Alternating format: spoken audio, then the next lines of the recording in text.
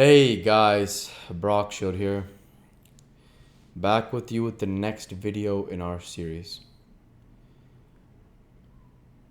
The Great Gatsby by F. Scott Fitzgerald. Without further ado, returning to The Great Gatsby. Even when the East excited me most, even when I was most keenly aware of its superiority to the bored, sprawling towns beyond the Ohio, with their interminable inquisitions which spared only the children and the very old, even then it had always been for me a quality of distortion. West Egg especially still figures in my more fantastic dreams. I see it as a night scene by El Greco, 100 houses at once conventional and grotesque, crouching under a sullen, overhanging sky and a lusterless moon. In the foreground, four solemn men in dress suits are walking along the sidewalk with a stretcher on which lies a drunken woman in a white evening dress. Her hand, which dangles over the side, sparkles cold with jewels. Gravely, the men turn in at a house, the wrong house, but no one knows the woman's name, and no one cares. After Gatsby's death, the East was haunted for me like that, distorted beyond my eyes' power of correction. So when the blue smoke of brittle leaves was in the air, and the wind blew the wet laundry stiff, on the line I decided to come back home.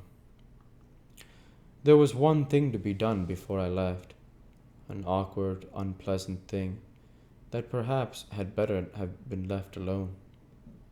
But I wanted to leave things in order and not just trust that obliging and indifferent sea to sweep my refuse away. I saw Jordan Baker and talked over and around what had happened to us together and what had happened afterward to me. And she lay perfectly still, listening in a big chair. She was dressed to play golf, and I remember thinking she looked like a good illustration. Her chin raised a little, jauntily, her hair the color of an autumn leaf, her face the same brown tint as the fingerless glove on her knee. When I had finished, she told me without comment that she was engaged to another man. I doubted that, though there were several she could have married at a nod of her head, but I pretended to be surprised. For just a minute, I wondered if I wasn't making a mistake. Then I thought it all over again quickly and got up to say goodbye. "Nevertheless, you did throw me over," said Jordan suddenly. "You threw me over on the telephone. I don't give a damn about you now, but it was a new experience for me, and I felt dizzy for a while." We shook hands. "Oh, and do you remember," she added, "a conversation we had once had about driving a car?" "Why not, exactly?" "You said a bad driver was the only safe until she met another bad driver." "Well, I met another bad driver, didn't I? I mean, it was careless of me to make such a wrong guess. I thought you were rather an honest, straightforward person. I thought it was your secret pride." "I'm 30, I said. "I'm 5 years too old to lie to myself and call it honor." She didn't answer. Angry, and half in love with her, and tremendously sorry, I turned away.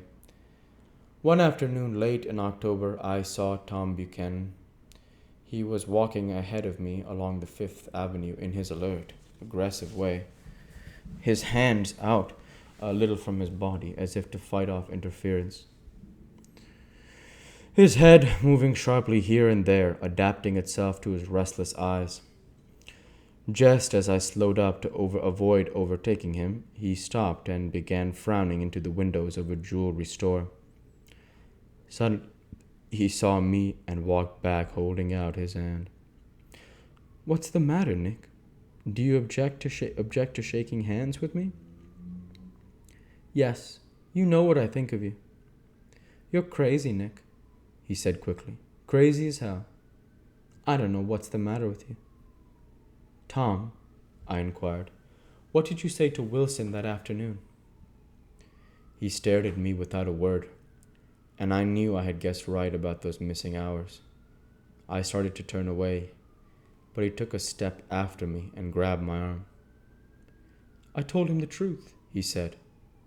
He came to the door while we were getting ready to leave, and when I sent down word that we weren't in, he tried to force his way upstairs. He was crazy enough to kill me if I hadn't told him who owned the car. His hand was on a revolver in his pocket every minute he was in the house. He broke off defiantly. What if I didn't tell him? What if I did tell him? The fellow had it coming to him. He threw dust in your eyes just like he did at Daisy's, but he was a tough one. He ran over Myrtle like you'd run over a dog and never even stopped his car. There was nothing I could say, except the one unutterable fact that it wasn't true. And if you think I didn't have my share of suffering, look here. When I went to give up that flat and saw that damn box of dog biscuits sitting there on the sideboard, I sat down and cried like a baby. By God, it was awful. I couldn't forgive him or like him, but I saw that what he had done was, to him, entirely justified. It was all very careless and confused. They were careless people, Tom and Daisy. They smashed up things and creatures, and then retreated back into their money or their vast carelessness, or whatever it was that kept them together, and let other people clean up the mess they had made. I shook hands with him. It seemed silly not to, for I felt suddenly as though I were talking to a child. Then he went into the jewelry store to buy a pearl necklace, or perhaps only a pair of cuff buttons, rid of my provincial squeamishness forever. Gatsby's house was still empty when I left. The grass on his lawn had grown as long as mine. One of the taxi drivers in the village never took a fare past the entrance gate without stopping for a minute and pointing inside. Perhaps it was he who drove Daisy and Gatsby over to East Egg the night of the accident, and perhaps he had made a story about it all his own. I didn't want to hear it, and I avoided him when I got off the train. I spent my Saturday nights in New York because those gleaming, dazzling parties of his were with me so vividly that I could still hear the music and the laughter faint and incessant from his garden and the cars going up and down his drive. One night I did hear a material car there and saw its lights stop at his front steps. But I didn't investigate. Probably it was some final guest who had been away at the ends of the earth and didn't know that the party was over. On the last night, with my trunk packed and my car sold to the grocer, I went over and looked at that huge incoherent failure of a house. On the white steps, an obscene word scrawled by some boy with a piece of brick stood out clearly in the moonlight, and I erased it, drawing my shoe raspingly along the stone. Then I wandered down to the beach and sprawled out on the sand. Most of the big shore places were closed now, and there were hardly any lights except the shadowy, moving glow of a ferry boat across the sound. And as the moon rose higher, the inessential houses began to melt away until gradually I became of the old island here that flowered once for Dutch sailors' eyes, a fresh green breast of the New World. Its vanished trees, the trees that had made way for Gatsby's house, had once pandered in whispers to the last and greatest of all human dreams. For a transitory enchanted moment man must have held his breath in the presence of this continent, compelled into an aesthetic contemplation he neither understood nor desired, face to face for the last time in history, with something commensurate to his capacity for wonder. And as I sat there brooding on the old unknown world, I thought of Gatsby's wonder, where he first picked up The light green light picked out the green light at the end of Daisy's dock. He had come a long way to this blue lawn, and his dream must have seemed so close that he could hardly fail to grasp it. He did not know that it was already behind him, somewhere back in that vast obscurity beyond the city, where the dark fields of the Republic rolled on under the night. Gatsby believed in the green light, the orgastic future that year by year recedes before us. It eluded us then, but that's no matter. Tomorrow we will run faster, stretch out our arms farther, and one fine morning.